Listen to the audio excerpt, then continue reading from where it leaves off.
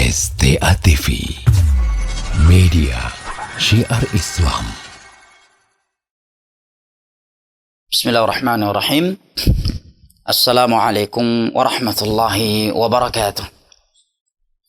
Alhamdulillah wassalatu wassalamu ala Rasulillah wa ala alihi wa sahbihi wa sallama tasliman katsira, amma ba'd. Falhamdulillah, tiada henti-hentinya kita memanjatkan puji dan syukur kita kehadirat Allah Jalla wa Ala yang telah berfirman, wa in ta'uddu ni'matallahi la tuhsuha innal insana lazzalumun kaffar. Dan kalaulah kalian ingin menghitung-hitung akan nikmat Allah atas kalian, la tuhsuha, niscaya kalian tidak akan mampu menghitungnya. Innal insana lazzalumun kaffar, sesungguhnya manusia itu pelaku kezaliman dan kekufuran. Salat beserta salam senantiasa kita sanjung sajikan kepada Nabi besar kita, keluarga dan segenap sahabat-sahabat beliau yang telah bersabda, wa man salaka tariqan yaltamisu fihi ilma sahalallahu lahu bihi tariqan ilal jannah.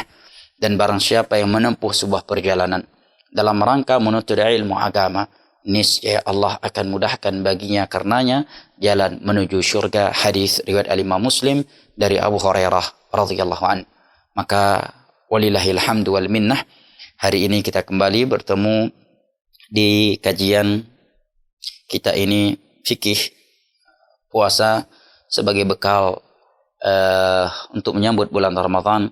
Dan ini adalah pertemuan kita yang kelima, dan insyaallah taala akan sisa satu pertemuan lagi besok hari insyaallah taala. Dan walillahil hamd, telah kita bahas beberapa pembahasan di beberapa pertemuan yang lalu. Dan di antara pembahasan yang terakhir kali kita bahas di pertemuan sebelumnya adalah terkait niatnya. Ada sebuah permasalahan yang penting untuk Anda sebutkan sebagai penyempurnaan terhadap pembahasan niat yang telah kita bahas di pertemuan kemarin hari, yaitu terkait orang yang tidak memulai niat puasa di malam hari tetapi dia baru berniat di siang hari. Secara umum telah kita ketahui di pertemuan yang lalu bahwa Nabi SAW bersabda, man lam yubayyiti as-siyama qabla al-fajr fala siyama lah. Barang siapa yang belum memalamkan puasanya, maksudnya berniat di malam hari untuk berpuasa di esok harinya sebelum masuknya waktu fajar, walaupun hanya 1 menit sebelum datangnya waktu fajar, fala siyamalah, maka tiada puasa baginya. Akan tetapi ada suatu kondisi yang seorang itu dikecualikan dari keumuman hadis Nabi SAW ini, sehingga walaupun di malamnya dia belum berniat, bahkan di awal malam Ramadan juga dia belum berniat, tetapi dia mulai berniat di siang harinya karena ia baru tahu kewajiban puasa tersebut atas dirinya, baik puasa Ramadan ataukah selain puasa Ramadan. Maka tidak mengapa, puasanya tetap sah dan dia tidak harus mengqadha'nya. Sebagai contoh misalkan, kalau di zaman sekarang mungkin mayoritas manusia mengetahui bahwa besok akan Ramadan. Tapi ada orang-orang yang mungkin berada di suatu tempat atau dalam suatu kondisi yang membuat dia tidak tahu bahwa malam yang dia berada di dalamnya adalah malam pertama dari malam Ramadan. Dia tidak tahu Ramadan datang kecuali di pagi harinya, baru diberitahukan. Misalkan dia sedang berada di suatu gunung atau suatu negara yang tidak ada pemberitahuan tentang masuknya bulan Ramadan. Dia baru tahu 1 Ramadan itu di pagi harinya. Dan dia pun belum melakukan pembatal puasa. Maka dia pun langsung meniatkan puasa di dalam hatinya. Orang yang seperti ini sah puasanya dan dia tidak harus mengqadha'nya karena beberapa alasan. Yang pertama, dalil secara umum dari Al-Quran dan hadis. Seperti firman Allah Jalla wa Ala, fattaqullaha mastata'tum. Bertakwalah kalian kepada Allah semampu kalian. La yukallifullahu nafsan illa usaha. Allah tidak membebani suatu jiwa kecuali sesuai dengan apa yang sesuai dengan kemampuannya.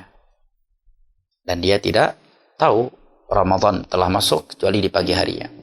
Dalil yang kedua adalah hadis dalam Sahih Bukhari tentang puasa Asyura, di mana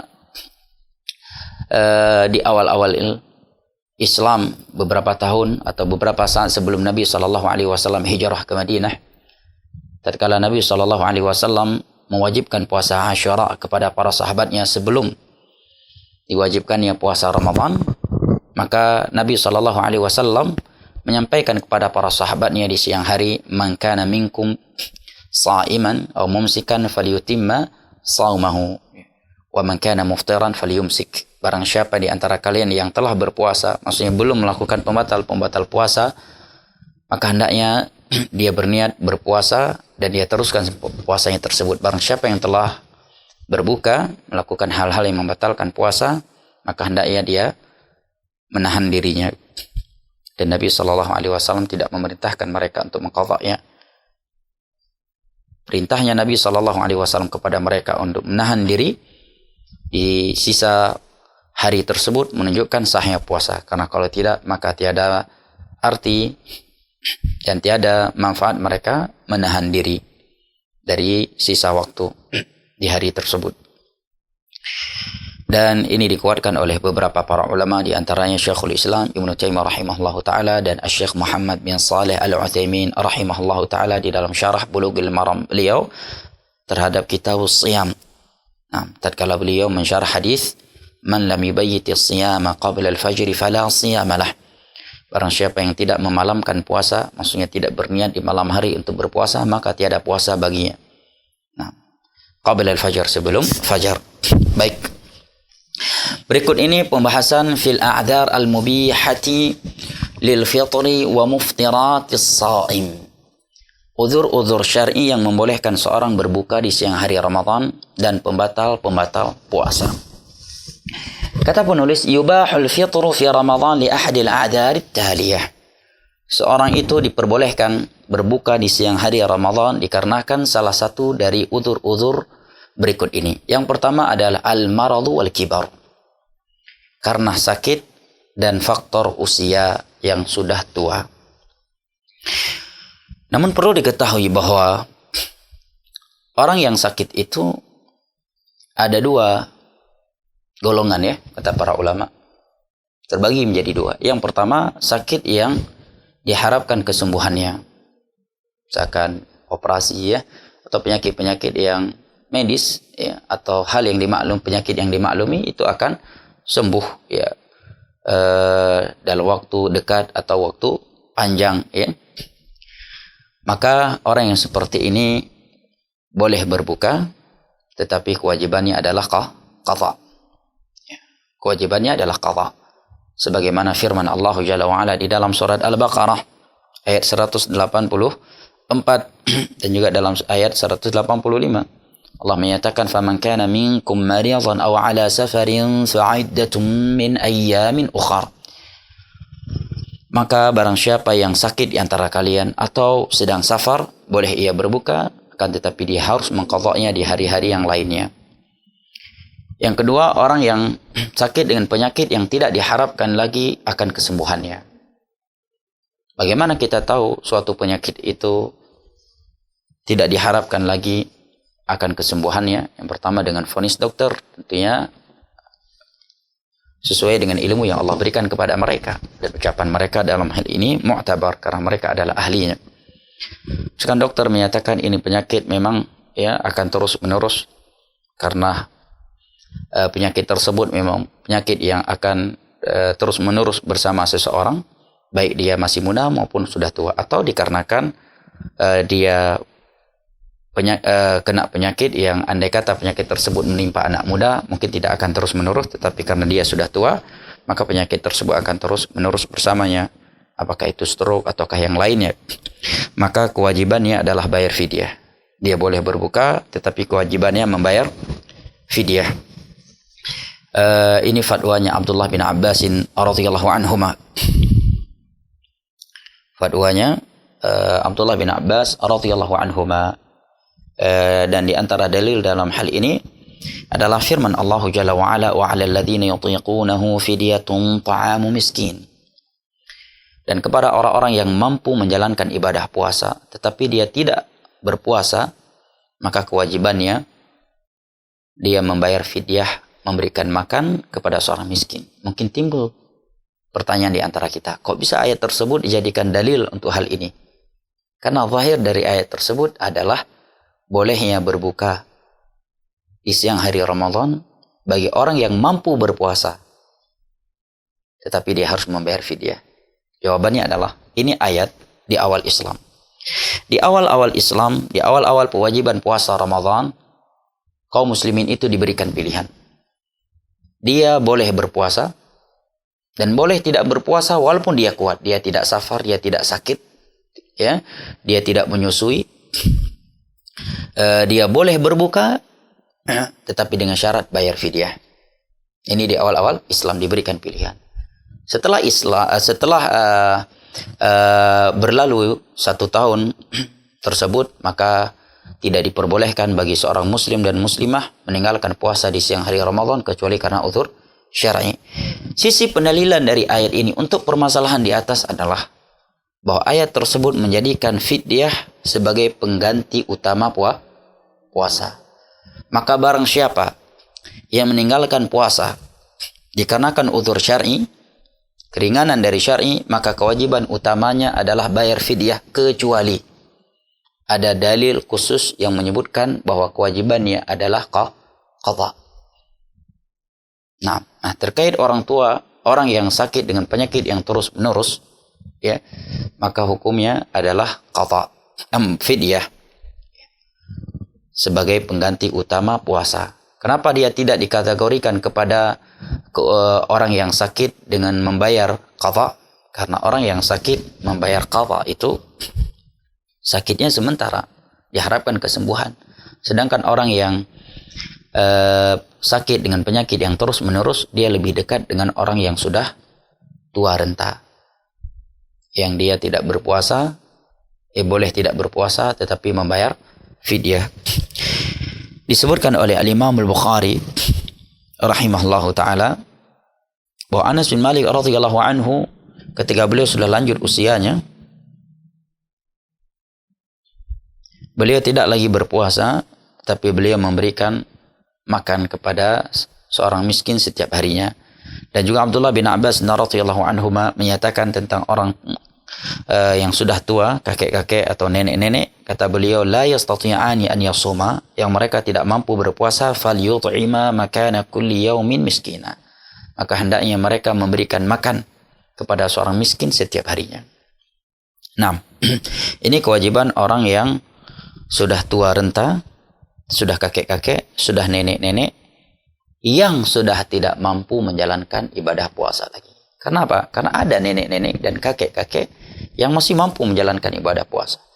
Disebutkan dari beberapa para ulama yang belum lama wafatnya, masih di abad ini, wafatnya di bawah tahun 2010 ya, jika saya tidak salah ingat, adalah Syekh Abdullah bin Aqil. Syekh Abdullah bin Aqil atau Syekh Abdullah Al-Ghunaiman, jika saya tidak salah ingat. Al-Ghunaiman atau Al-Ghudian. Disebutkan Al-Ghunaiman, disebutkan umur beliau sudah lebih dari 100 tahun, tetapi masih menjalankan ibadah puasa sunnah yang ada di dalam setiap bulan. Subhanallah.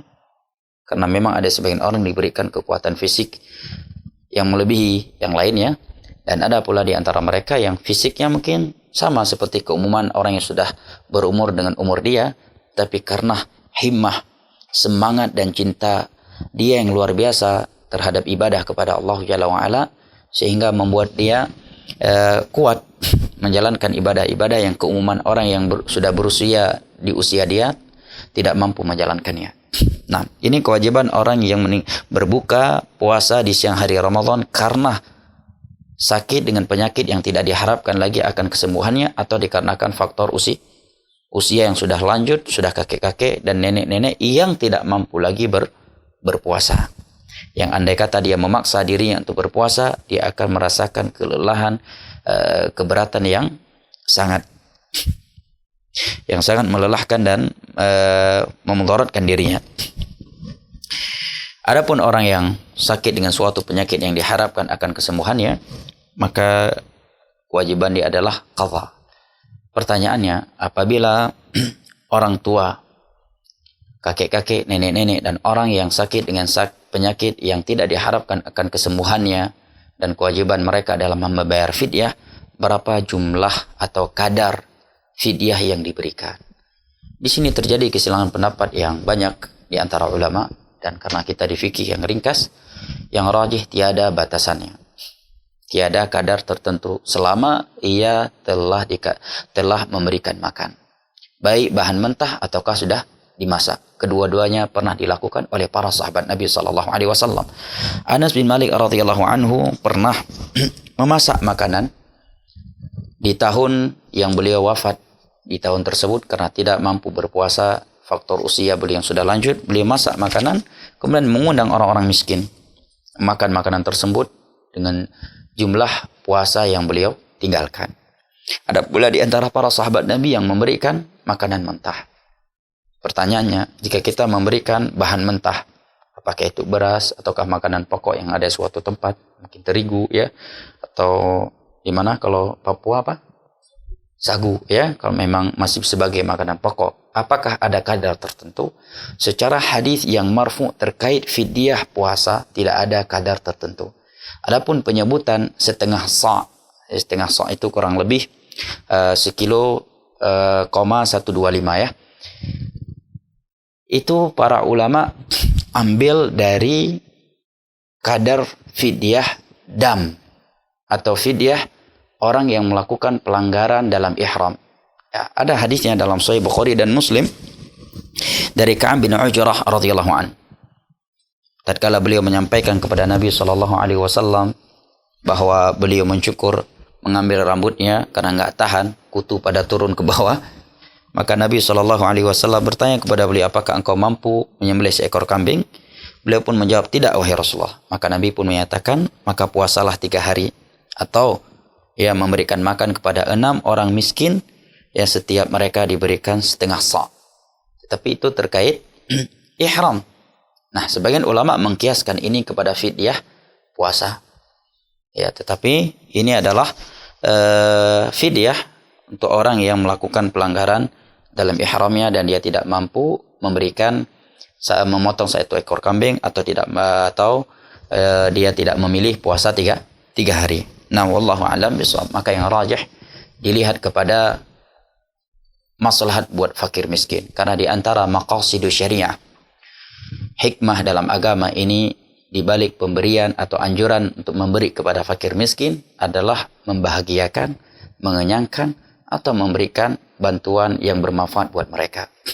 Apabila memberikan bahan mentah itu lebih bermanfaat buat mereka, maka diberikan bahan mentah. Karena ada sebagian orang, ya kalau dia diberikan bahan yang sudah jadi, mungkin nggak akan mau dia menerimanya.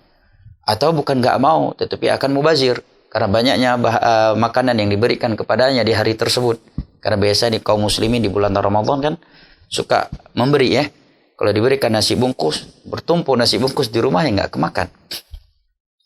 Ya, mungkin memberikan bahan mentah lebih utama. Jika ada yang bertanya, Ustaz, kalau kita berikan bahan mentah cuma 1,125 kilo, ya sangat sedikit. Ya, boleh aja. Ya. Kalau dia tidak menerimanya, berarti dia bakal fakir miskin. Atau solusi lainnya, ya, diberikan nanti setelah Ramadan atau di pertengahan Ramadan sehingga lumayan banyak diberikan kepadanya. Dan tidak mengapa memberikan kepada suatu orang fakir miskin. Misalkan kita punya hutang puasa, kita memberikan setiap 1 harinya 1 orang miskin kita panggil ke rumah. Ya. Yang rajih dari pendapat para ulama tidak mengapa karena keumuman anjuran memberikan makan kepada fakir miskin. Adapun penyebutan fakir miskin atau orang-orang miskin ya secara jamak, maka yang dimaksud dengannya adalah jenis orang miskin ya. Tidak mesti orang miskin yang berbeda-beda.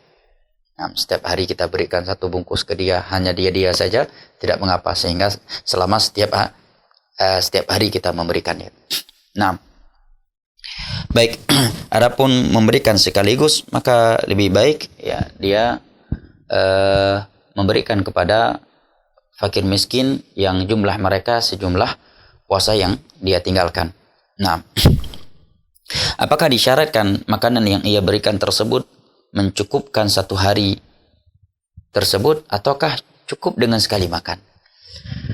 Sebagian para ulama menegaskan bahwa tiada ketentuan dari Al-Quran dan hadis bahwa fidyah puasa yang kita berikan kepada fakir miskin itu mencukupi satu harinya tersebut.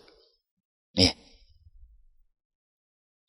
Selama pemberian kita tersebut kepadanya mengenyangkan dia, walaupun hanya untuk sekali makan, maka itu sudah mencukupkan karena keumuman ayat dan hadis dalam hal ini. Nah, dilihat mana yang paling bermaslahat ya. Tapi ingat, hukumnya adalah isba', mengenyangkan. Jadi kalau mau bayar fidyah puasa, jangan dicari nasi yang paling murah, ya. Yang pertengahan, yang paling murah. Yang kita tahu itu nggak mengenyangkan, tapi itu yang paling murah. Lah, ya, yang mengenyangkan. Apabila dia memakannya, dia kenyang dengannya. Nah, wallahu a'lam bishawab. Baik, udzur yang kedua adalah as-safar. Adalah safar. Fayubahu lil musafiri al-fitru fi Ramadan. Boleh seorang musafir berbuka di siang hari Ramadan. Wa yajibu alaihi al-qadha, dan wajib ia mengqadha'nya di hari-hari yang lainnya. Liqaulihi ta'ala, karena firman Allah Jalla, dikarenakan firman Allah Jalla wa ala, faman kana minkum maridan aw ala safarin fa'iddatun min ayyamin ukhra. Barang siapa yang sakit atau safar di antara kalian, kemudian dia berbuka, maka hendaknya dia mengqadha'nya di hari-hari yang lainnya. Al-Baqarah ayat 184. Dan di dalam hadis Nabi SAW bersabda, in syi'ta fasum wa in syi'ta fa'aftir. Kalau kamu mau, silahkan puasa, dan jika engkau ingin berbuka, juga silahkan. Hadis ini diriwayatkan oleh Imam Al-Bukhari pada nomor 1943. Jawaban Nabi SAW untuk orang yang bertanya kepada beliau tentang puasa di dalam safar. Maka Nabi memberikan pilihan. Kalau mau puasa boleh, kalau kamu berbuka juga boleh, dengan syarat membayar qadha. Kemudian kata penulis, wa kharaja ila Makkah sha'iman fi Ramadan, falamma balagha al-kadida aftara fa aftara an-nas. Dan Nabi SAW ketika safar ke Mekah di bulan Ramadan, beliau dalam keadaan puasa. Tetapi begitu beliau sampai di Kadid, sudah di luar Madinah, maka beliau berbuka, maka manusia pun berbuka. Ketika melihat Nabi SAW berbuka. Hadis ini diriwayatkan oleh Imam Al-Bukhari pada nomor 1944. Dalil lainnya, ya, dalam hal ini adalah perbuatan para sahabat Nabi SAW di masa beliau dan setelah masa beliau. Sehingga di antara para sahabat menyebutkan di dalam hadis yang diriwayatkan oleh Al-Imam Bukhari juga dari Anas bin Malik radhiyallahu an, kunna nusafir ma'an Nabi sallallahu alaihi wasallam falam yu'ib as-sha'imu 'ala al-muftir wa al-muftir 'ala as-sha'im. Dahulu kami safar bersama Nabi sallallahu alaihi wasallam. Ada yang berbuka dan ada yang berpuasa. Yang berpuasa tidak merendahkan yang telah berbuka, dan yang berbuka pun tidak merendahkan yang berpuasa. Jadi nggak boleh ya, ketika ada kawan yang buka puasa dalam safar, kita bilang, alah kau nih lemah kali iman kau. Lemah dah iman, ya. Baru tigli tru, ya, perjalanan ke Medan misalkan. Baru tru no ke buka puasa. Lemah dah. Betul kuah idrok. Ya? Lemah sekali. Ya. Imanmu nggak boleh. Atau yang berbuka menuduh kawan yang tidak berbuka sebagai orang yang ekstrim dalam beragama. Ya. Kamu ini terlalu sombong, tidak mengambil keringanan dari Allah untuk berbuka di siang hari Ramadan karena safar. Kamu ekstrim, berlebihan. Nggak boleh. Yang berbuka tidak boleh merendahkan yang masih tetap puasa, dan yang masih berpuasa tidak boleh merendahkan saudaranya yang telah berbuka karena safar. Karena itu adalah keringanan yang Allah Jalla wa'ala berikan. Namun perlu diketahui beberapa poin penting terkait bolehnya berbuka di siang hari Ramadan karena safar. Para ulama sepakat bahwa orang yang safar diperbolehkan untuk berbuka di siang hari Ramadan dengan syarat dia mengqadha'nya. Ini hal yang disepakati oleh para ulama. Yang kedua, mereka sepakat bahwa apabila safar itu memberatkan, Di mana kalau dia berpuasa, dia akan benar-benar merasa lelah yang luar biasa, rasa berat yang luar biasa, bahkan mungkin akan membahayakan nyawanya karena matahari yang begitu terik, ya, karena safar yang begitu panjang. Mereka sepakat orang yang seperti ini haram berpuasa. Kenapa? Karena dia telah melanggar atau menyelisihi bimbingan umum dalam Al-Quran dan hadis untuk menjaganya nyawa dan tidak membahayakan diri sendiri demi melakukan sesuatu yang tidak diwajibkan. Allah Jalla wa Ala berfirman, "Fattaqullaha mastata'tum la yukallifullahu nafsan illa wus'aha. Yuridullahu bikumul yusra wa la yuridu bikumul usra wa la tulqu bi aydikum ila tahlukah wa la taqtulu anfusakum innallaha kana bikum rahima." Dan ayat-ayat lain yang melarang kita untuk membunuh dan membahayakan diri-diri kita sendiri. Dan juga hadis-hadis Nabi SAW dalam hal ini seperti hadis beliau, la dharara wa la dhirar wa idza amartukum bi amrin fa'tu minhu mastata'tum, ya, inna hadha ad-din yusr wa la yushadda ad-din ahadun illa ghalabah. Dalil yang khusus dalam hal ini adalah hadis yang diriwayatkan oleh Al-Imam Bukhari pada nomor 1946 dari Anas bin Malik radhiyallahu anhu, ya, bahwa suatu ketika Nabi SAW di dalam safarnya melihat para sahabatnya sedang berkerumun, berkumpul. Maka Nabi pun bertanya, apa yang terjadi? Mereka pun menyampaikan, ini saudara kita terjatuh wahai Rasulullah, karena dia masih bertahan puasa. Sedangkan safar saat itu safar yang melelahkan di bawah matahari yang cukup terik. Maka Nabi SAW pun bersabda, laisa minal bir as-siyamu fis safar. Bukanlah kebaikan berpuasa di safar yang seperti ini. Padahal sebelumnya Nabi pernah berbuka, pernah berpuasa dalam safarnya. Nabi membolehkan sahabatnya untuk tetap berpuasa dan juga membolehkan mereka untuk berbuka. Tetapi pada kejadian ini Nabi justru menyatakan tidak baik berpuasa dalam safar. Maksudnya safar yang seperti ini dan kondisi orang yang seperti ini. Dia lemah, ya, nggak sanggup puasa, ya, atau dia kuat. Hanya saja karena safar yang begitu panjang, begitu melelahkan, ya, membuat dia tidak sanggup berpuasa sehingga dia memaksa dirinya untuk berpuasa yang membahayakan nyawa dan kesehatannya, maka tidak baik bagi orang yang seperti itu berpuasa. Bahkan para ulama menyebutkan dia berdosa kalau memaksa dirinya. Yang ketiga adalah safar yang tidak melelahkan. Walaupun lelah yang normal membuat dia masih sanggup berpuasa. Dia berpuasa sanggup, tidak mudarat. Dan kalau dia tidak berpuasa pun sanggup. Ya udah pasti sanggup, ya. Kalau puasa ya sanggup, apalagi berbuka, ya. Nah, di sini letak khilaf di antara ulama dalam hal manakah yang lebih afdal baginya. Tetap berpuasa atau berbuka. Setelah sebelumnya mereka sepakat bolehnya dia berbuka, cuma letak khilafnya lebih dari sisi afdaliyah. Lebih afdal dia tetap berpuasa atau berbuka, ya. Sebagian ulama berpendapat afdalnya untuk dia tetap berbuka, berpuasa walaupun dia boleh berbuka. Apa alasannya? Alasannya adalah keumuman ayat dan hadis yang menganjurkan kita menyegerakan kebaikan. Ya, seperti firman Allah, fastabiqul khairat wasari'u ila maghfiratin min rabbikum. Ya, ini alasan mereka. Karena kalau dia berbuka, bisa jadi nanti di luar Ramadan dia malas sendirian atau punya uzur lainnya. Pendapat yang kedua menyatakan afdalnya dia berbuka. Kenapa? Mereka berdalil dengan hadis Nabi SAW yang berbunyi, innallaha yuhibbu an tu'ta rukhasuhu kama yakrahu an tunhaka maharimu. Allah itu senang tatkala keringanan yang ia berikan itu diambil. Sebagaimana Allah itu benci tatkala larangan-larangannya itu dilanggar. Nah, dan Nabi SAW disebutkan oleh bunda kita Aisyah radhiyallahu anha di dalam hadis yang sahih, wa ma khuyira Rasulullah sallallahu alaihi wasallam baina amrayni illa ikhtara aisarahuma ma lam yakun isma.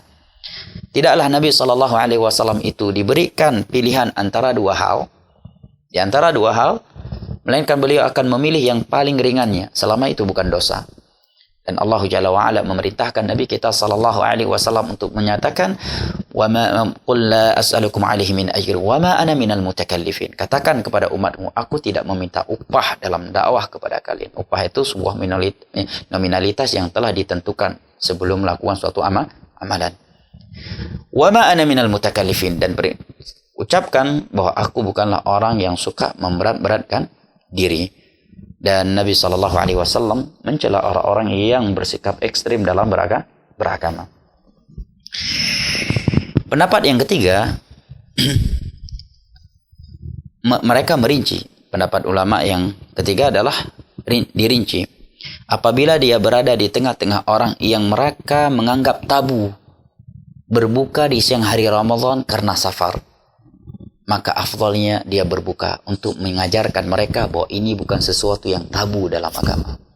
Bahwa ini adalah sesuatu yang ada sunnahnya di masa Nabi SAW. Nabi pernah berbuka, para sahabatnya pernah berbuka, walaupun safarnya tidak melelahkan. Dan bahwa ini adalah sebuah keringanan dari Allah yang Allah cinta dan senang keringanan itu dia diambil. Tetapi kalau dia bukan berada di tengah-tengah orang yang menganggap tabu berbuka, mereka adalah orang yang berilmu, tahu bahwa orang yang safar itu boleh berbuka, dan dia pun tidak lelah berpuasa di dalam safar tersebut, maka afdalnya untuk dia tetap berpuasa. Ini 3 poin penting untuk diperhatikan terkait safar, agar tidak tersamarkan permasalahan-permasalahan terkait boleh berbuka atau tidaknya di dalam safar.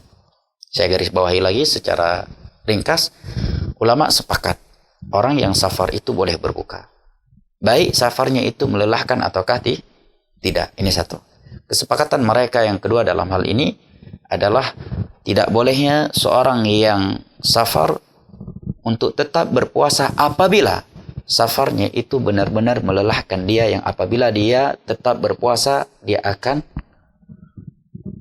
tersakiti, dia akan termudaratkan dengan puasanya tersebut. Hanya saja yang ketiga, mereka khilaf manakah yang lebih afdal bagi orang yang sedang safar, dengan safar yang tidak membahayakan nyawanya, tidak memberatkan dirinya, apakah lebih afdal dia tetap berpuasa ataukah berbuka? Jawabannya 3 pendapat di kalangan ulama di atas tadi. Yang rajih wallahu a'lam bishawab, dirinci. Kalau dia berada di tengah-tengah kaum yang mereka menganggap tabu berbuka, maka hendaknya dia berbuka untuk memberikan pelajaran kepada kaum muslimin bahwa itu sesuatu yang dibolehkan dalam agama dan sesuatu yang ada sunnahnya dari Nabi SAW dan para sahabatnya. Nah, kecuali dia berada di tengah-tengah kaum yang mereka tidak menganggap tabu hal itu, maka lebih baik dia tetap berpuasa karena keumuman anjuran dari Al-Quran dan hadis untuk menyegerakan kebaikan. Kecuali ya timbul fitnah yang luar biasa, karena dia bukan orang yang ditokohkan, bukan orang yang dijadikan sebagai panutan. Justru kalau dia melakukannya mungkin orang akan menabok ya akan melemparkannya dengan aqua dan semisal dengannya. Maka ini lain lagi pembahasannya, lebih baik dia tetap berpuasa. Taib, barakallahu fik. Baik, timbul pertanyaannya, berapa jarak perjalanan yang sudah dikategorikan safar? Di sini terjadi khilaf yang banyak di antara ulama, dan ini termasuk khilaf yang sangat kuat dalam pembahasan fikih ya. Khilaf-khilaf yang terjadi dalam kitab-kitab fikih itu ada yang benar-benar kuat sehingga membuat jangankan kita penuntut ilmu agama yang masih dangkal ilmu ini, sebagian ulama saya terkadang lebih memilih tawakuf, diam, tidak menguatkan mana yang lebih kuat dari pendapat-pendapat tersebut. Dan ada khilaf-khilaf yang sebagian ulama dengan jelas menyatakan ini lemah, ini yang kuat, dan seterusnya. Nah, terkait penentuan jarak safar yang sudah dikategorikan seorang itu musafir apabila menempuh jarak tersebut, terjadi kesilangan pendapat yang sangat kuat di antara ulama. Di antara ulama ada yang menentukan dengan jarak, yaitu kurang lebih 48 mil. 48 mil kurang lebih berapa? 80 km kurang lebih 80 km dari Banda Aceh kemana? Akhi Siddiq. Sigli berapa kilo? Nggak tahu antum ya? InsyaAllah. Ketahuan jarang pergi-pergi ya? InsyaAllah antum. Barakallahu fik. Ya, jumhur menentukan dengan jarak. Mayoritas ulama. yaitu kurang lebih 80 km. Apabila seorang telah menempuh perjalanan yang minimumnya 80 km, dia sudah boleh berbuka. Sudah boleh mengambil keringanan-keringanan yang Allah berikan untuk orang yang safar, baik terkait puasa ataukah sholat. Dari semenjak kapan dia udah mulai berbuka, ini akan kita bahas setelah ini. Pendapat yang kedua dari para ulama adalah pendapat yang mengembalikan ketentuan safar kepada penilaian uruf. Selama manusia menganggap suatu perjalanan itu sudah dianggap safar, orang yang sudah dikatakan musafir, apakah jaraknya itu lebih dari 80 kilo ataukah kurang dari itu, maka dia sudah dikategorikan safar dan orang tersebut sudah dikategorikan musafir, maka sudah berlaku untuknya keringanan-keringanan yang Allah berikan untuk orang yang safar, baik terkait puasa maupun terkait salat. Dan wallahu a'lam bishawab, ya, saya lebih condong kepada pendapat yang menyatakan ini dikembalikan kepada uruf. Kenapa? Karena syariat tidak memberikan batasan tertentu terkait kategori safar.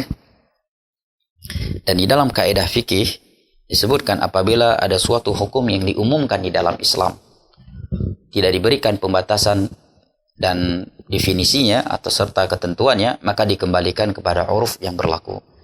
Karena di sana terdapat ayat dan hadis yang menjadikan uruf, penilaian manusia atau adat istiadat sebagai landasan untuk menentukan suatu hukum yang telah diumumkan dalam agama. Ya, contohnya safar. Di dalam agama penyebutan safar umum, tidak diberikan batasan dan ketentuan tertentu, maka dikembalikan kepada penilaian manusia. Seperti ya Allah berfirman wa ashiruhunna bil ma'ruf, ya, dan hadis-hadis yang lainnya, dan hadis-hadis Nabi SAW yang menjadikan uruf sebagai landasan hukum dalam hal yang belum diberikan ketentuan dalam agama. Oleh karenanya Syekh Abdul Rahman As-Sa'idi dalam kitab beliau Al-Qawaidul Fiqh memberikan suatu kaidah di dalam syair beliau, wal 'urfu ma'mulun bihi idza warad hukmun min asy-syar'i syarif lam yuhad. Uruf itu menjadi landasan hukum apabila datang suatu hukum umum dari agama yang mulia ini yang belum diberikan batasan dan ketentuannya. Di antaranya adalah safar. Mungkin ada yang bertanya, lah Ustadz, sekarang kebanyakan masyarakat kita nggak punya uruf tentang ketentuan jarak safar. Ya, maka jawabannya wallahu a'lam bishawab, jarang, tidak ada ya.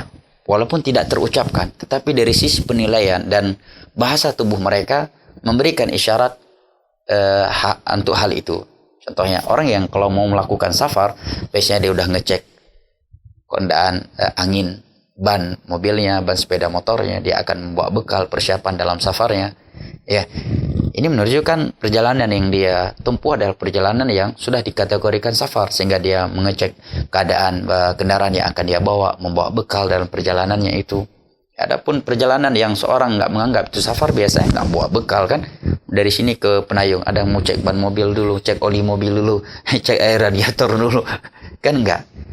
Nah yang kedua, sebagian guru fikih ana ketika ana tanyakan dalam hal ini, kita di Indonesia rata-rata masyarakat nggak punya uruf terkait kategori safar, berbeda di Arab ya, karena mereka terbiasa dengan pembahasan ilmu agama. Maka salah satu solusinya adalah ambil pendapat jumhur yang menentukannya dengan jarak. Itu 80 km kurang lebih. Apabila seorang telah menempuh perjalanan ya sejauh sejarak 80 km atau lebih, maka dia sudah dikategorikan safar dan dia sudah dinamakan musafir. Maka sudah berlaku untuknya dan berlaku untuknya keringanan-keringanan yang Allah berikan untuknya. Nah, Allahu a'lam bishawab. Pertanyaannya, berapa lama seorang itu masih dikatakan musafir? Ini juga terjadi kesilangan pendapat di kalangan ulama, seperti kesilangan pendapat di antara mereka terkait jarak safar. Syekhul Islam sendiri punya dua pendapat dalam ini. Di antara mereka ada yang menyatakan dikembalikan kepada niatnya. Kalau niat dia sudah mukim, walaupun baru 2-3 hari, maka dia sudah tidak boleh lagi mengambil keringanan yang Allah berikan untuk orang-orang yang safar. Ya. Tapi kalau dia belum berniat untuk menetap di situ, misalkan dia mau pergi ke Medan, kemudian dia mampir di Langsa atau di Sikli atau di Birun, dia nginap, tapi belum tentu dia belum berniat bertahan berapa lama di situ, atau dia pergi ke Medan kemudian sampai di Medan dia belum berniat, belum memastikan mau tinggal berapa lama di situ, ya, maka dia masih dikatakan musafir walaupun sudah lebih dari tiga hari. Ada di antara ulama yang menentukan dengan hari. Ya, kalau sudah lebih dari 4 hari, dia sudah tidak dikatakan lagi musafir. Nah, wallahu a'lam bishawab, dalam hal ini juga tidak Allah berikan batasannya. Bahkan Nabi SAW ketika di Mekah, ya, beliau masih mengambil keringanan safar, yaitu mengqasar salat dalam keadaan beliau sudah lebih 4 hari di sana. Ya kan? Demikian juga di perang Tabuk, kurang lebih 10 hari. Nah, tetapi masih mengambil keringanan safar, yaitu mengqasar dan menjamak salat. Dan terkait puasa, ya, karena seorang yang sudah muqim itu biasanya tidak lelah, maka hendaknya kalau seorang sudah muqim, sebagian besar ulama menegaskan kalau dia sudah berada lebih dari 3 hari agar dia berpuasa, karena dia sudah dinamakan muqim. Dia sudah dinamakan muqim walaupun bukan mustautin, walaupun bukan orang yang berdomisil di tempat tersebut, tetapi dia tidak lagi dikatakan musafir. Nah, sedangkan keringanan puasa itu berkaitan dengan safar. Wallahu ta'ala a'lam bishawab. Pertanyaan berikutnya, semenjak kapan dia sudah boleh berbuka?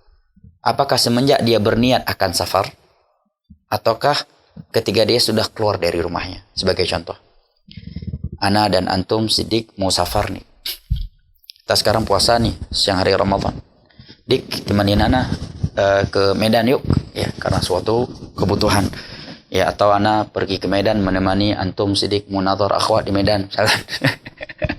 Apakah dari semenjak sekarang kita berencana akan safar ke Medan 1 jam lagi atau 2 jam lagi, kita sudah boleh berbuka puasa, mengambil keringanan yang Allah berikan untuk orang yang safar, ataukah harus keluar dulu dari kota Banda Aceh? Sebagian ulama ada yang berpendapat semenjak dia sudah bertekad, berencana untuk safar, dia sudah boleh berbuka puasa.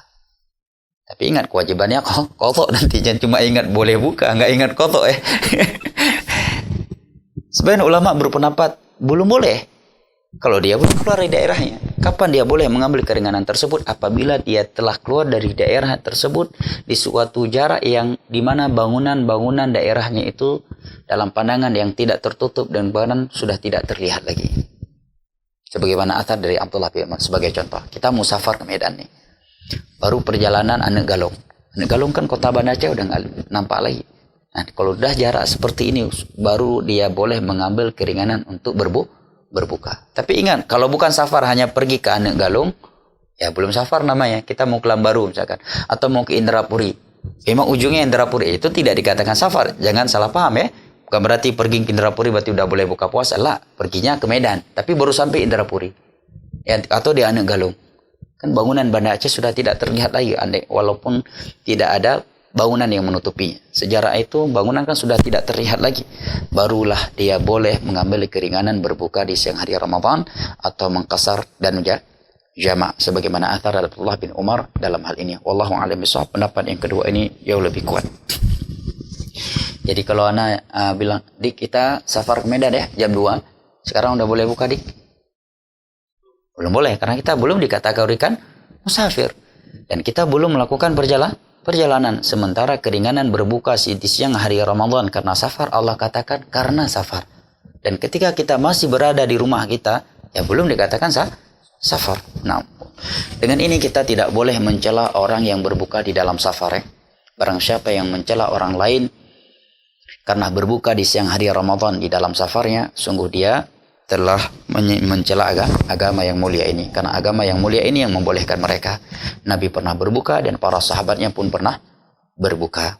Nah, oleh karenanya apabila seorang menjual di siang hari Ramadan di pinggir jalan umum dan ada orang yang membeli air, ya, dan mereka musafir, boleh dia menjualnya.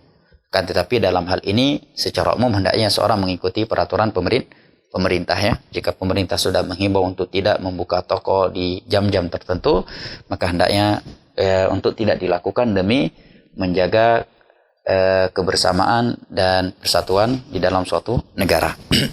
Baik, udzur yang ketiga adalah al-haid wan nifas. Wanita yang haid dan nifas punya keringanan untuk tidak berpuasa. Bahkan bukan sekedar keringanan, mereka haram berpuasa dalam keadaan haid dan nifas, dan kewajiban mereka adalah mengqadanya. Dalilnya adalah hadis yang diriwayatkan oleh al-Imam Bukhari dari Abu Sa'id Al-Khudri radhiyallahu anhu. Nabi sallallahu alaihi wasallam bersabda, "Alaysa idza hadat lam tusalli wa lam tasum fadzalika min nuqsani diniha."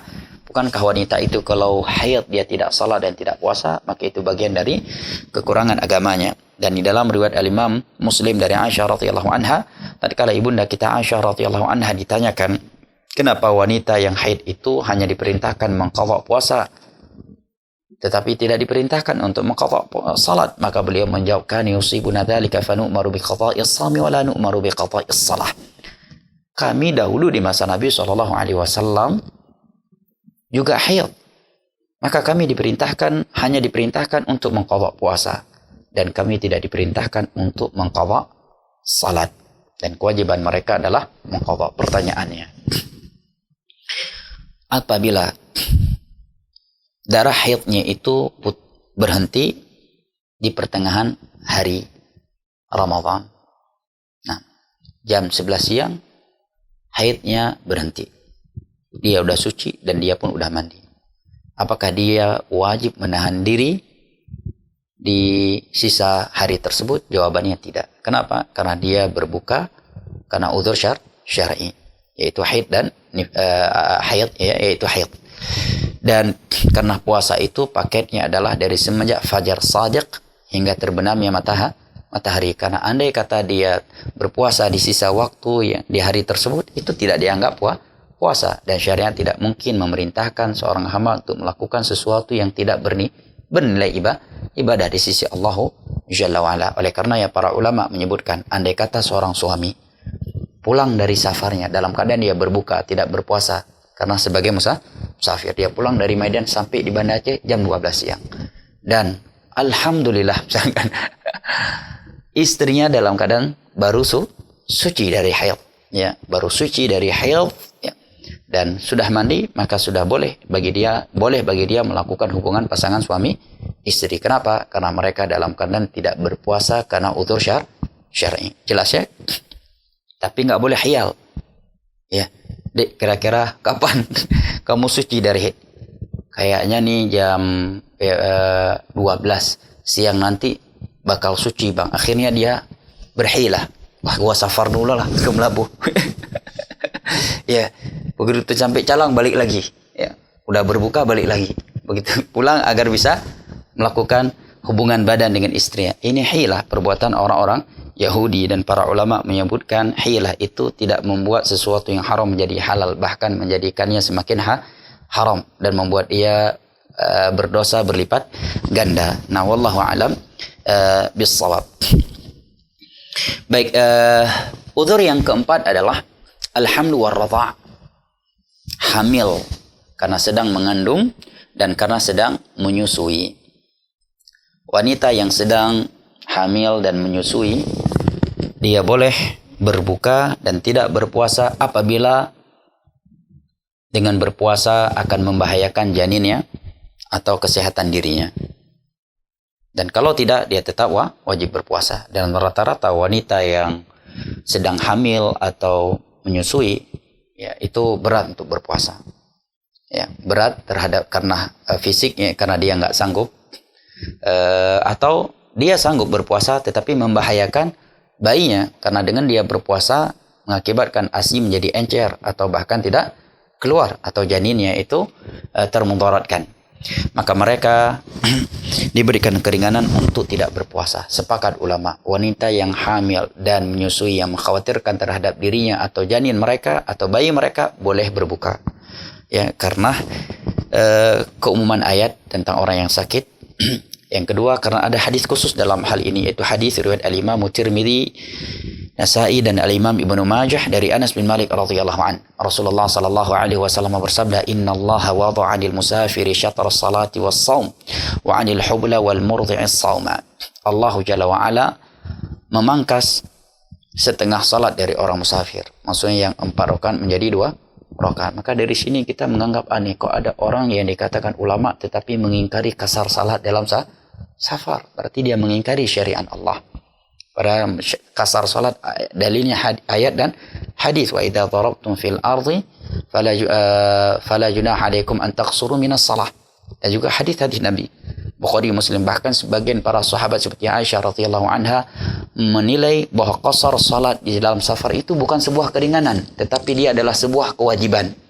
Bukan sekadar sebuah keringanan, tetapi dia adalah sebuah kewajiban.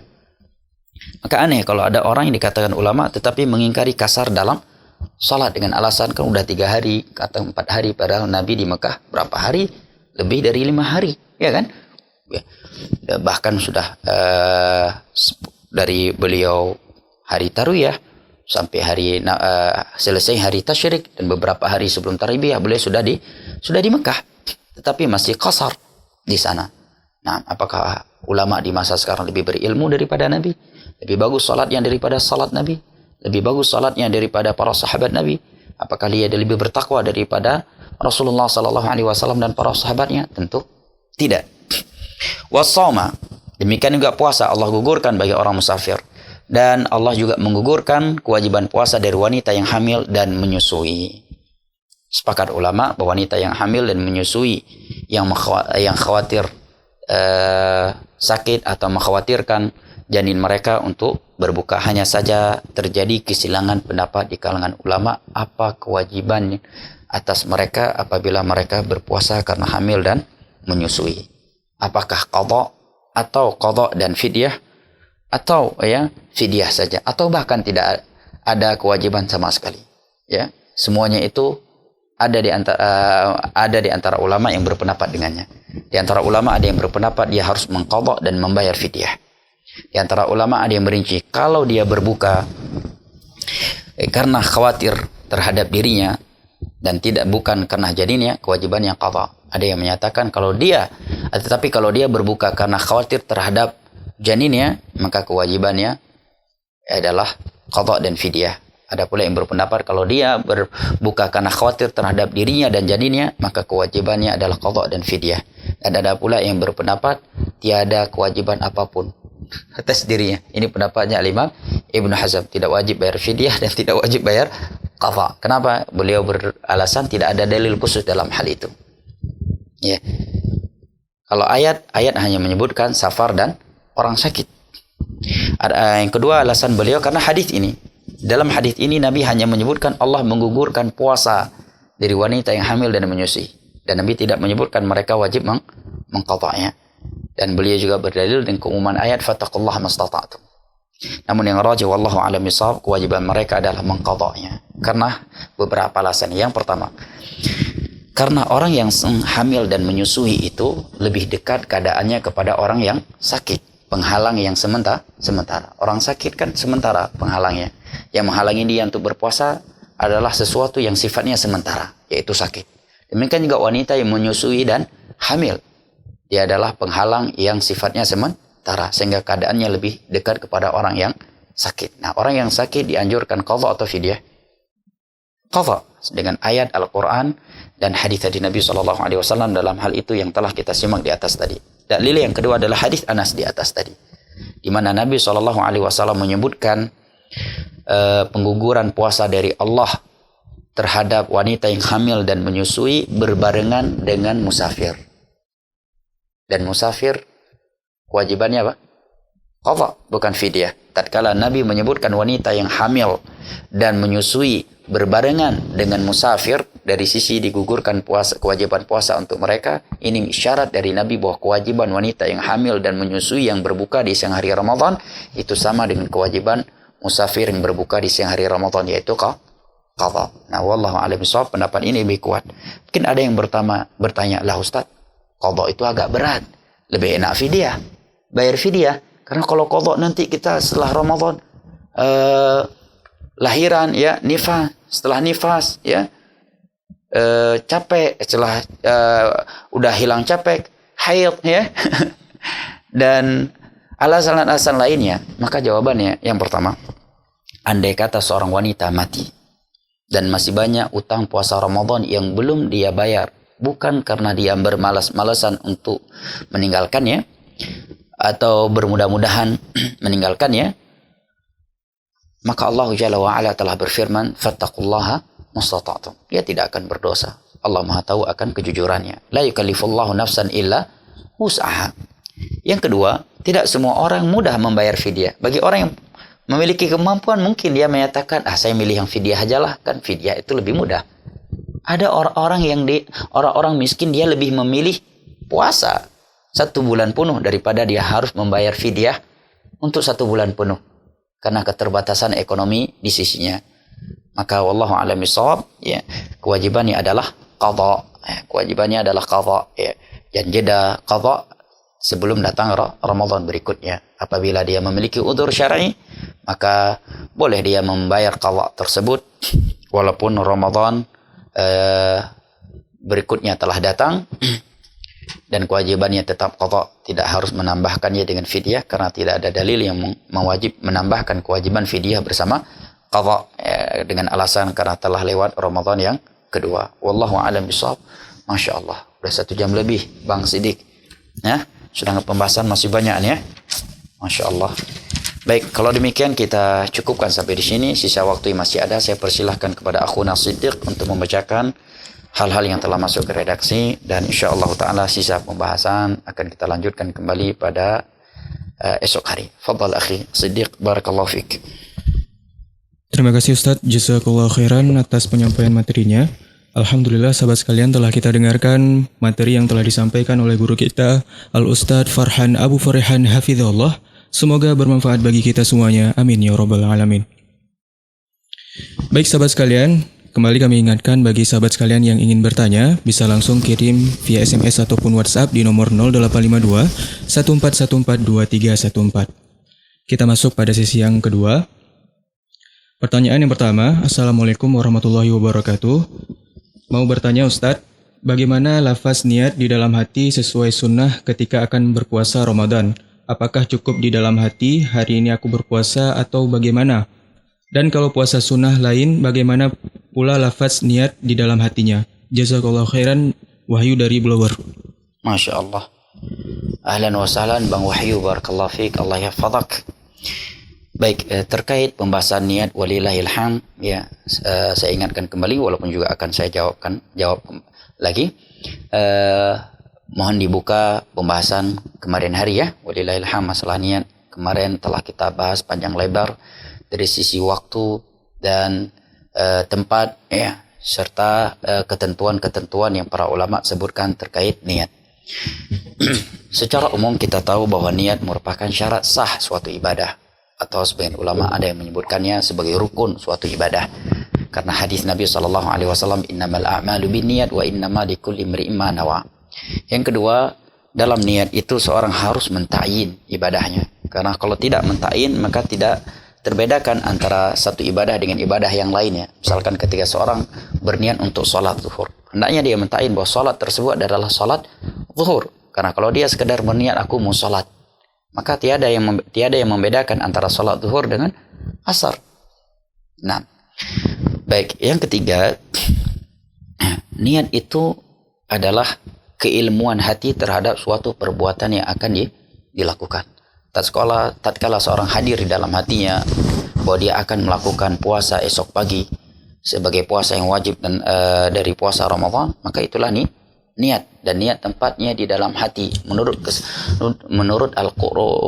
Al-Quran, hadis, pemahaman para sahabat Nabi, kesepakatan ulama Islam, ya, sebagaimana dinukilkan oleh Imam Nawawi bahwa tidak disyaratkan untuk dilafadzkan. Itu menurut kesepakatan ulama. Ini menerangkan kepada kita bahwa ulama sepakat niat itu tempatnya di hati, ya. Dan juga secara bahasa Arab, kalimat niat dalam bahasa Arab, ya, mereka memaklumi itu amalan hati.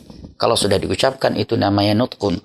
Dan telah kita sebutkan ucapan para ulama yang menegaskan bahwa melafadzkan niat sebelum puasa atau sebelum salat adalah bid'ah yang mungkarah, bid'ah yang tidak pernah dilakukan oleh Nabi dan para sahabatnya, para tabi'in, tabi'ut tabi'in, dan tidak pernah dianjurkan oleh 4 imam mazhab. Walaupun ada beberapa ulama dari beberapa mazhab yang menganjurkan talafuz niat. di madhab Hanafiyah. Ya, tetapi 4 imam madhab ya ditegaskan oleh Syekhul Islam di dalam Majmu' Fatawa, dan selain beliau tidak ada satupun di antara mereka yang berpendapat untuk melafadzkan niat. Bahkan Syekhul Islam menegaskan mereka juga tidak menganjurkan pelafatan niat, baik melafadzkannya di lisan maupun melafadzkannya di dalam hati. Contohnya lafadzkan di dalam hati gini, sama dengan lisan, hanya saja nggak diucapkan, dia lafadzkan. Bagaimana Ustaz? Coba ucap itu kalau dari ucapkan di hati misalkan, di lisan misalkan, di lisan dia ucapkan nawaitu shauma ghadin, kemudian dalam hati dia niatkan ke itu. Yang bunyinya adalah nawaitu shauma ghadin. Itu juga sesuatu yang bid'ah, yang tidak dianjurkan oleh Nabi dan para sahabatnya. Niat itu adalah amalan hati, dia mengilmui, dia sadar bahwa dia ingat bahwa apa yang akan dia lakukan tersebut adalah suatu ibadah yang diperintahkan kepadanya dengan sifat-sifat yang Allah Jalla wa Ala dan Rasulnya tentukan. Dan dinukilkan ucapan Imamul Haramain oleh Al-Imam An-Nawawi, atau selain Imam Haramain di dalam Al-Majmu' Syarhul Muhadzab, tentang definisi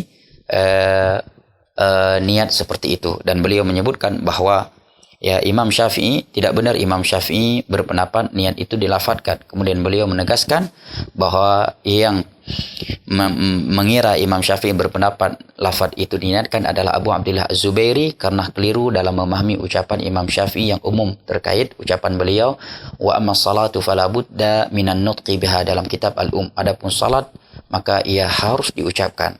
Kata Imam Nawawi, Abu Abdullah Az-Zubairi mengira bahwa yang dimaksud oleh Imam Syafi'i yang harus diucapkan adalah niat.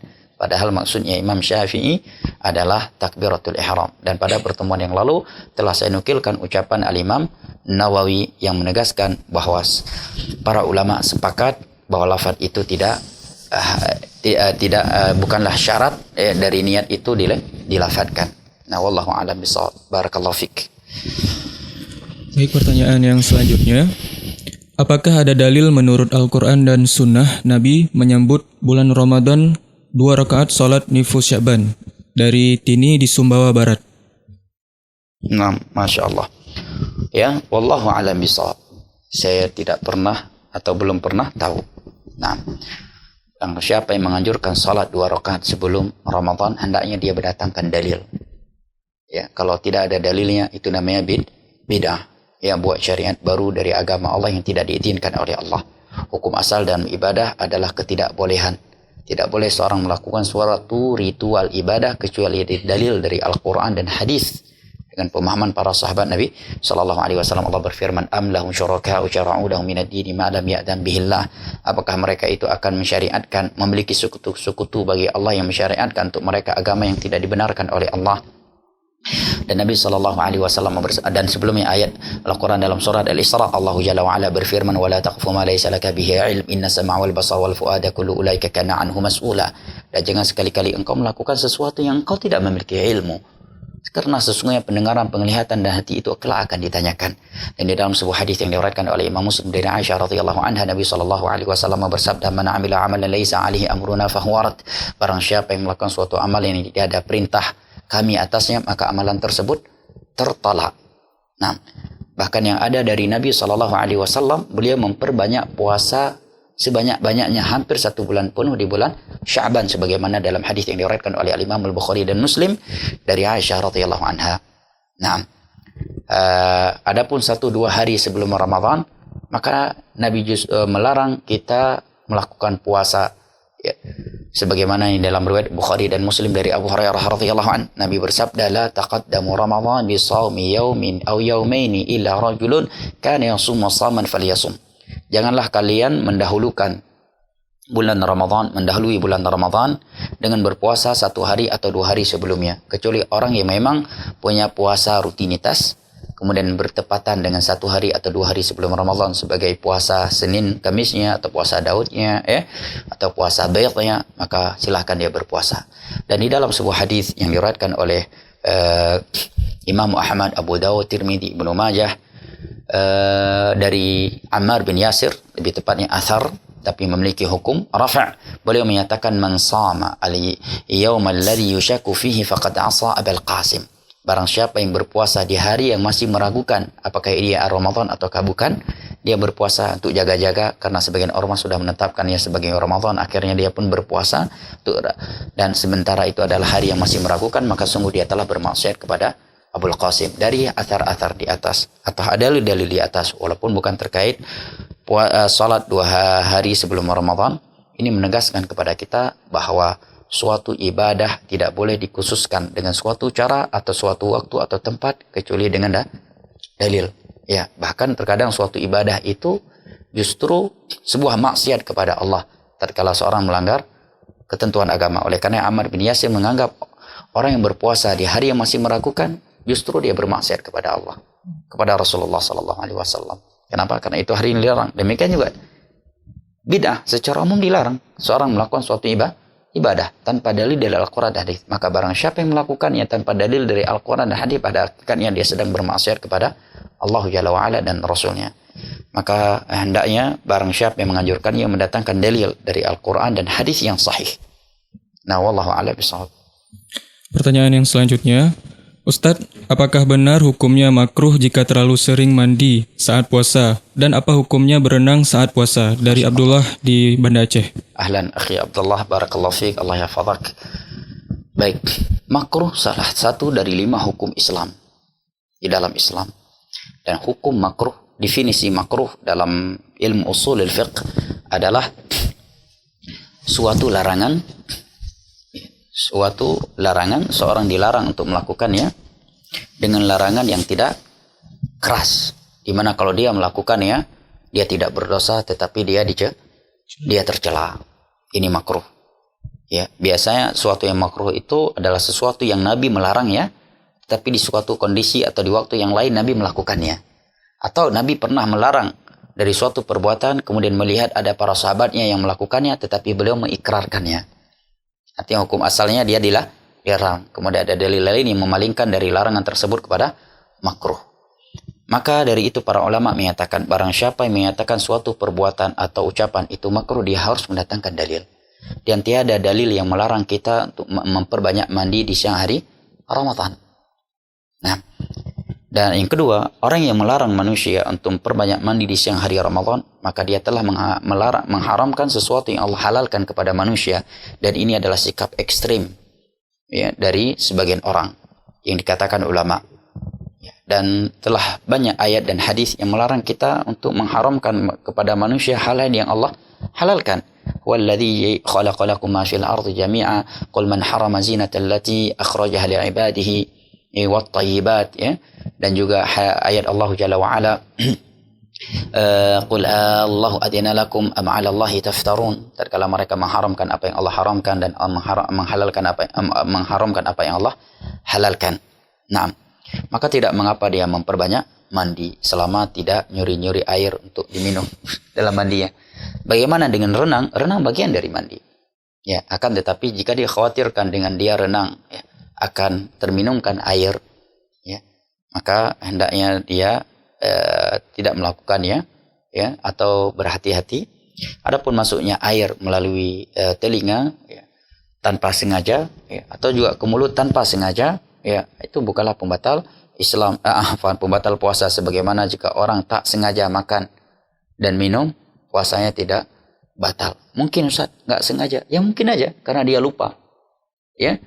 Atau tiba-tiba lagi jalan jatuh makanan ke mulutnya, sangat mungkin. Oleh karena Nabi Shallallahu Alaihi Wasallam bersabda, "Man nasiya fa akala aw shariba wa huwa sha'im falyutimma shaumahu fa innama at'amahu Allah wa saqah." Barang siapa yang lupa sehingga dia makan dan minum dan dia sedang berpuasa, hendaknya dia teruskan puasanya. Masih sah puasanya karena Allah lah yang telah memberikan makanan dan minuman tersebut kepadanya. Maka tidak mengapa seorang ya meringankan kelelahan puasanya dengan memperbanyak mandi. Bahkan lebih dari itu, tidak mengapa seorang bersiwak walaupun sudah tergelincir matahari. Kenapa? Karena beberapa alasan kata para ulama. Yang pertama, tidak ada dalil yang melarangnya. Ini ya, bantahan umum kepada sebagian fuqaha yang melarang manusia bersiwak sikat gigi setelah tergelincirnya matahari, waktu zuhur dan seterusnya. Yang kedua, hadis-hadis Nabi yang menganjurkan kita untuk bersiwak justru menunjukkan siwak itu dianjurkan sepanjang waktu tanpa terkecuali setelah tergelincirnya matahari di siang hari Ramadan atau puasa. seperti hadis Nabi sallallahu alaihi wasallam yang berbunyi laula an asyqa ala ummati la amartum bisiwak 'inda kulli salah. Andai kata aku tidak khawatir memberatkan umatku, maka akan aku perintahkan mereka untuk bersiwak setiap kali mereka ingin melakukan salat. Nah, di antara salat yang ada apa? Zuhur dan asar. Ini menunjukkan siwak dianjurkan sepanjang hari, sepanjang waktu. Andai kata dikecualikan dari salat-salat setelah tergelincir matahari di saat seorang berpuasa, maka Nabi akan mengecualikannya. Nah, dan siwak sama seperti mandi menyegarkan mulut dan memberikan semangat baru bagi orang yang sedang menjalankan ibadah puasa, maka tidak mengapa insyaallah taala, dengan syarat tidak minum air. Jadi jangan nuduh ya kalau ada orang yang lagi renang atau menilau, kagak puasa nih orang kayak. Ini sikap ekstrim dalam beragama. Nah, wallahu a'lam bissawab, la ilmu indallah. Baik, mungkin ini pertanyaan terakhir Ustaz ya. Baik, sedikit barakallahu fik. Assalamualaikum warahmatullahi wabarakatuh. Dari Rizky di Kota Bogor. Waalaikumsalam warahmatullahi wabarakatuh. Sok atau Rizky. Ustadz Farhan yang Ana cintai karena Allah, semoga Allah selalu menjaga antum dan keluarga. Ahabbakalladzi ahbabtani min ajlih. Semoga Allah mencintai antum karena telah mencintai ana sebagai hamba Allah karenanya. Pertanyaannya di luar tema Ustaz ya. Baik. Ustadz, Ana seorang imam masjid di kampung Ana. Masya Allah. Tapi karena tokoh di sana tahu Ana salafi, meyakini Allah istiwa di atas arash, dengan secara tiba-tiba saya langsung diberhentikan dari imam masjid. Katanya tidak boleh jadi imam orang yang punya keyakinan seperti Ana. Lalu Ana hijrah ke sebuah daerah walaupun Ana tetap menjaga hubungan baik dengan orang-orang di kampung Ana tersebut. Sekarang Ana mengontrak rumah dengan istri Ana. Qadarullah bacaan imam sholat di masjid tersebut sangat jauh dari tartil, bahkan banyak sekali kesalahannya. Pertanyaannya, bolehkah Ana mengajukan diri menjadi imam sholat di masjid tersebut? Bukan karena Ana merasa lebih baik dari imam-imam di masjid tersebut, tapi karena Ana juga ingin berkontribusi kepada kaum muslimin di wilayah tersebut. Masya Allah. Sebelum saya menjawab boleh tidaknya hal itu, saya ingin memotivasi antum terlebih dahulu yang Ana cintai karena Allah, karena berpegang teguh di atas sunnah. Ini adalah sebuah kemuliaan dari Allah, di mana Anda ditinggalkan atau diboikot karena antum berpegang teguh di atas prinsip agama antum. Dan terkhusus dalam masalah akidah istiwa. Itu adalah akidah yang dibangun di atas 7 ayat dari Al-Quran, hadis-hadis Nabi, dan dalil-dalil umum yang menunjukkan Allah Maha Tinggi, kerajaannya, zatnya, dan sifatnya. Dan itu adalah akidah yang disepakati oleh para sahabat Nabi, para tabi'in dan tabi'un tabi'in, serta 4 imam mazhab sebagaimana yang dinukilkan oleh Al-Imam At-Tahawi, oleh Imam Az-Zahabi dan kitab-kitab akidah. Maka bersyukurlah kepada Allah ya dalam hal ini, dan tetaplah istiqamah. Untuk menyingkat waktu terkait pertanyaan di atas, hukumnya boleh, bahkan sangat dianjurkan. Sangat dianjurkan. Karena kalau Anda tahu diri Anda punya bacaan yang bagus, punya bacaan yang hafalan yang banyak, dan memiliki diberikan oleh Allah sebagian ilmu agama, dan terkhusus dalam masalah salat, sementara imam yang menjadi memimpin salat masyarakat selama ini adalah imam yang bacaannya kacau balau, bahkan mungkin fikihnya juga, fikih salatnya juga banyak menyelisihi fikih salat Nabi SAW, maka kewajiban bagi Anda, bukan sekedar boleh, karena ini bagian dari dakwah ya, kewajiban bagi Anda untuk menutupi kekurangan tersebut dengan menjadi imam. Bagaimana caranya? Ya, Anda lebih tahu bagaimana cara yang paling hikmah dan yang paling baik dalam hal itu terkait masyarakat yang ada. Mungkin ya sering-sering sholat di belakang imam dulu ya. Misalnya kalau udah sering sholat di belakang imam, sesekali imam yang datang terlambat, antum dipersilakan jadi imam, kemudian makmumnya mendengar bacaan antum bagus, ya biasanya ya otomatis setelah itu akan dijadikan sebagai imam, atau datang langsung ke imam tersebut. Karena biasa kalau ke BKM, khawatir imam itu merasa ingin digeserkan oleh kita. Datangi langsung ke imam, Pak Imam, saya anak bapak yang baru tinggal di daerah ini. Saya hanya ingin menawarkan bantuan untuk bapak, Pak. Kalau bapak terlambat atau bapak nggak sempat jadi imam, anak insya Allah siap menggantikan bapak. Bapak nggak usah mikirkan harus memberikan ini untuk saya. Ini dari kesenangan hati saya untuk berkontribusi dengan bapak. Ya insya Allah saya siap. Ini mungkin akan lebih menjaga perasaannya daripada dia mendatangi BKM yang lain. Karena tatkala dia dipindahkan karena BKM lain sudah mendapatkan tawaran di orang tersebut, mungkin akan mengakibatkan kebencian terhadap dia dari imam tersebut. Nah, wallahu a'lam bishawab. Cukup? Baik, kita cukupkan sampai di sini. Saya kembalikan kepada akhuna Siddiq wa sallallahu ala nabiyina Muhammad wa ala alihi wa sahbihi wasallam wa akhiru da'wana alhamdulillahi rabbil alamin. Wassalamu alaikum warahmatullahi wabarakatuh.